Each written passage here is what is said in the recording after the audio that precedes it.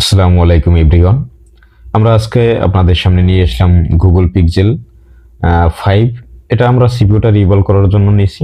আমরা এখন পাশের যে ইউবি যে যেগুলো থাকে হোয়াইট পেস্ট, এটা আমরা ধীরে ধীরে রিমুভ করে নিচ্ছি এবং আমরা এটা রিমুভ করার জন্য খুবই কেয়ারফুল ভাবে আমরা রিমুভ করব। তবে আমরা এই ধরনের আইসিগুলো কিভাবে খুব সহজে আমরা আইসিগুলো কাজ করতে পারি, এটাই আজকে আমরা এখানে ডিসকাস করব। কেননা আমরা বেশিরভাগ ক্ষেত্রে কিন্তু আমরা এই গুগল পিক্সেলের ক্ষেত্রে আমরা বেশি দেখি যে এই যে গুলো থাকে এগুলো কিন্তু বেশি হার্ড থাকে। সেজন্য আমরা খুব সতর্ক সহকারে কাজগুলো করব। তবে এই ধরনের পিসিবিতে আপনি 400 এবং 420 ইউজ করতে পারেন এখানে টেম্পারেচার, কিন্তু আমি এই আইসিটা তোলার ক্ষেত্রে কিন্তু এখানে 380 ইউজ করছি। এখানে আপনার যদি 400 ইউজ করেন তাহলে আইসিটা আরো খুব সহজে তুলতে পারবেন। তবে এই ধরনের গুগল পিক্সেল যে মোবাইলগুলো আমরা খুব সতর্ক সহকারে এগুলো আমাদের কাজ করতে হয়, কেননা এই ধরনের যে মোবাইলগুলো গুগল পিক্সেলের এই মোবাইলগুলো আসে বেশিরভাগ ডেড কন্ডিশন। তবে আমরা সবসময় মাথায় রাখবো যে গুগল পিক্সেলের যে এই পিসিবি গুলো খুবই শক্ত হয়, কিন্তু এই ক্ষেত্রে আমরা কিন্তু একটু যদি আমরা সতর্ক এবং চিন্তা ভাবনা ওইরকম রেখে যদি আমরা কাজগুলো করি তাহলে কিন্তু আমাদের জন্য তেমন একটা হ্যাসেল হয় না।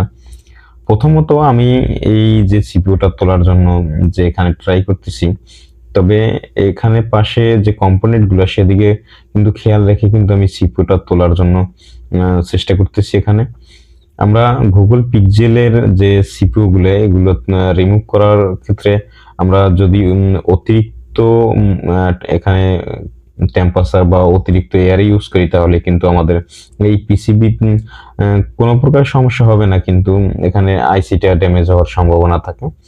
আপনার এই আইসি গুলো তোলার জন্য খুবই একটা হ্যান্ড স্কিল এবং আপনার যে আইসি তোলার যে প্রসেসিং গুলো সেগুলো আপনার মোটামুটি আয়ত্তে থাকতে হবে।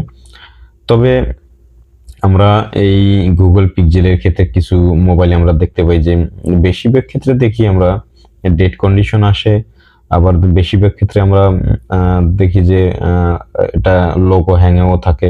আবার অনেক ক্ষেত্রে আমরা দেখি যে এখানে কিছু মোবাইল আসে যে ক্যামেরা আসে না, সাউন্ড আসে না, এরকমের প্রবলেমগুলো দেখা যায়। তবে এই মোবাইলগুলো বেশিরভাগই আমরা গেমিং যে প্রসেসর তো সেই জন্য এখানে গেম খেলার কারণে কিন্তু মোবাইলগুলো অনেক সময় ডেড হয়।